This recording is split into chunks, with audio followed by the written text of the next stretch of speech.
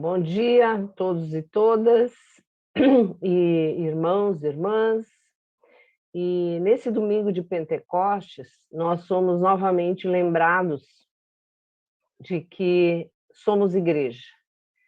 Então, eu queria fazer uma rápida reflexão sobre este domingo tão importante na nossa vida de igreja. Como a gente viu, quem esteve por ocasião do Advento, antes do Natal, nós temos um calendário oficial e um calendário litúrgico, né? O calendário da igreja. Então, nós comemoramos naquela ocasião o Advento, antes do Natal, e aí, assim, existem as festas, né? As festas da igreja, as celebrações da igreja, depois nós temos o período de Páscoa, do sofrimento, morte e ressurreição do Senhor, depois a ascensão do Senhor, e hoje nós temos o domingo de Pentecostes, né? Então é importante a gente relembrar um pouco da nossa história como igreja também. Como igreja eu uso aqui o I maiúsculo, né? Então, a igreja do Senhor. Então, eu vou pedir para passar o próximo slide, e nós temos, então, o Pentecostes judaico, né? Que o povo começou a celebrar 50 dias após a Páscoa, né, na saída do Egito, e essa festa, para eles hoje chamada Shavuot, eles celebram a entrega da Torá no Monte Sinai, né? Foi quando Deus entregou as tábuas, né?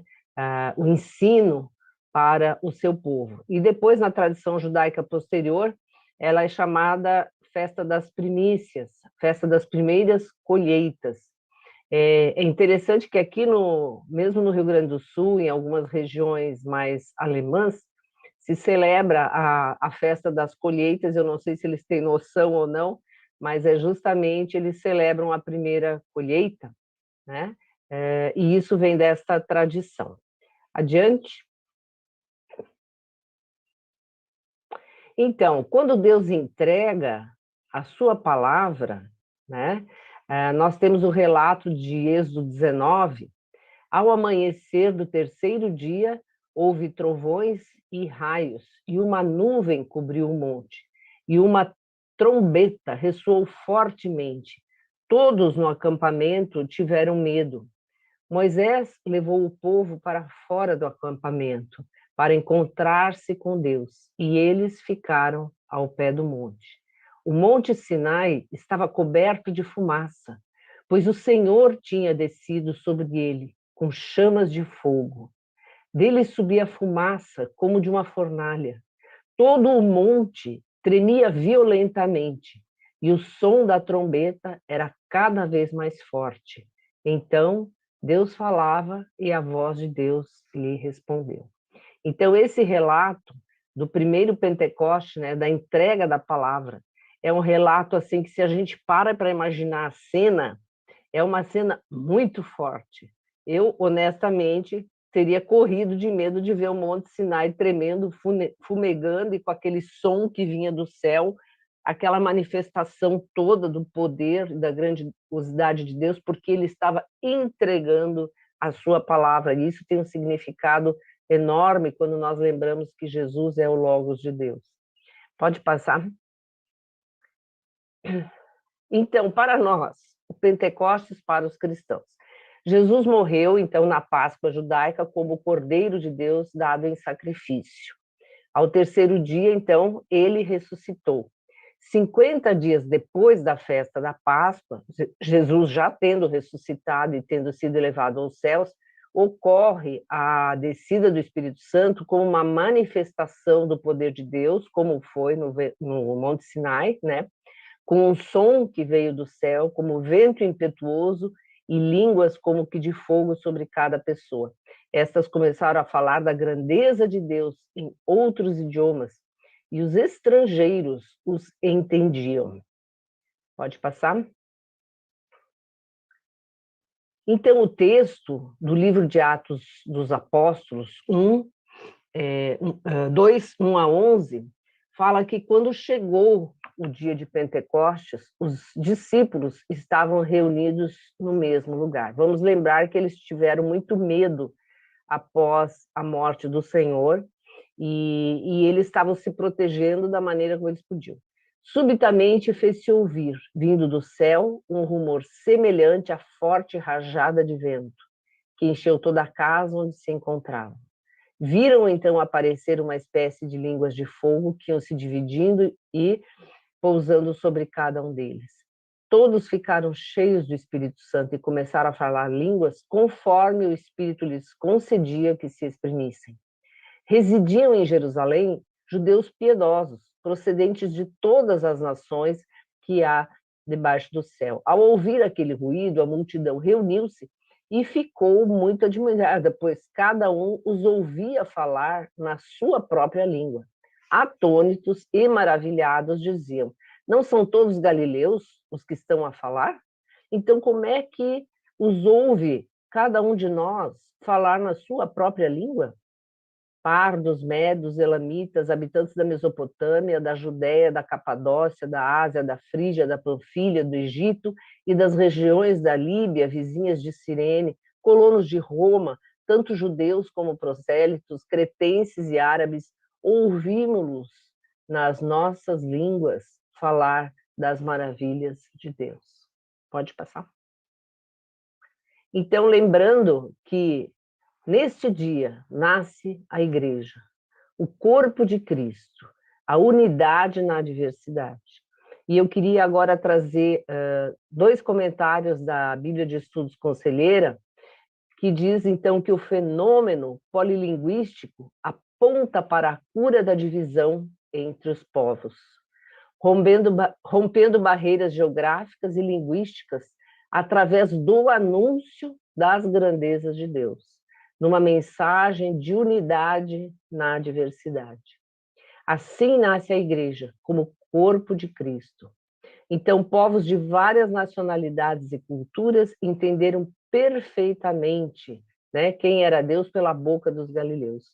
O estranhamento desde Babel, conforme nos relata o Gênesis, é superado no Pentecoste, acontecimento que inaugura a pregação do Evangelho para todas as nações.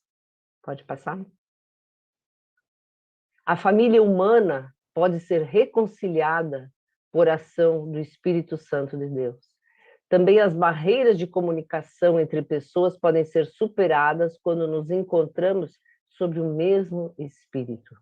O Espírito de Deus que fecundou o universo, conforme Gênesis 1, agora fecunda a igreja, primícia da nova comunidade humana. Cumprindo o significado da festa de Pentecostes, o Espírito gerador da nova vida vem para ficar, e para sempre, com os cristãos. Ousadia em lugar de medo, porque estavam cheios do Espírito Santo. Convém lembrar que as manifestações do Espírito ali foram para anunciar a mensagem. Algumas pessoas têm algumas manifestações emocionais, o que não é proibido, mas nós somos lembrados que a manifestação maior do poder e da ação do Espírito de Deus sobre nós é a unidade na diversidade. Continuamos sendo diferentes, continuamos sendo quem nós somos, continuamos com o nosso DNA, com a nossa família problemática, continuamos com todas as nossas questões, mas temos a possibilidade de nos comunicar, de ouvir, de falar e de estabelecer uma comunhão com pessoas tão diferentes de nós, criadas de uma forma tão diferente de nós. Eu gostaria de ler ainda 1 Coríntios 12, 7, que diz: a cada um, porém, é dada a manifestação do Espírito visando o bem comum. Então, esta é a prerrogativa da vinda do Espírito sobre nós, o bem comum, sendo que cada um recebe de Deus aquilo que Deus se agrada em nos conceder.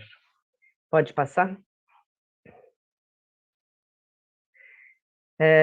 Eu gosto muito de vitrais, né? E hoje eu trouxe para vocês um vitral de um português, um artista chamado Paulo Nogueira, que eu achei belíssimo, e para a gente lembrar, né, que estavam todos juntos, reunidos, esperando o cumprimento da promessa.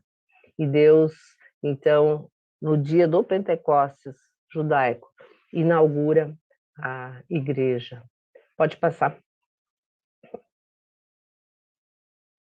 Eu queria, como a gente não pode transmitir a música, eu vou ler como uma oração a composição do Jorge Camargo, né?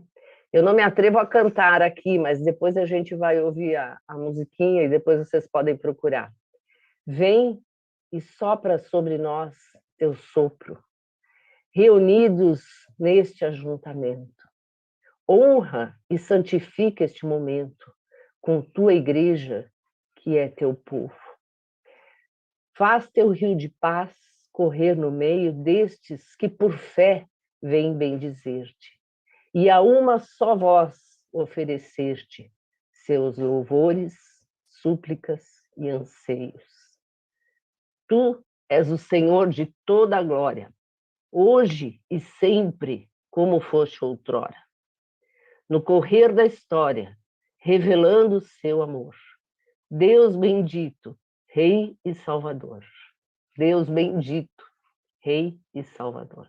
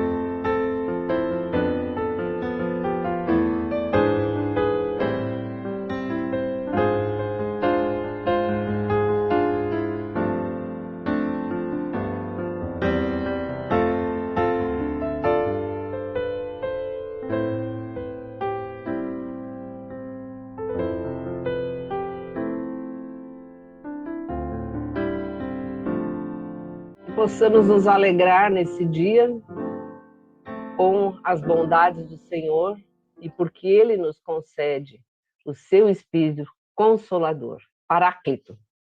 Um bom domingo para nós.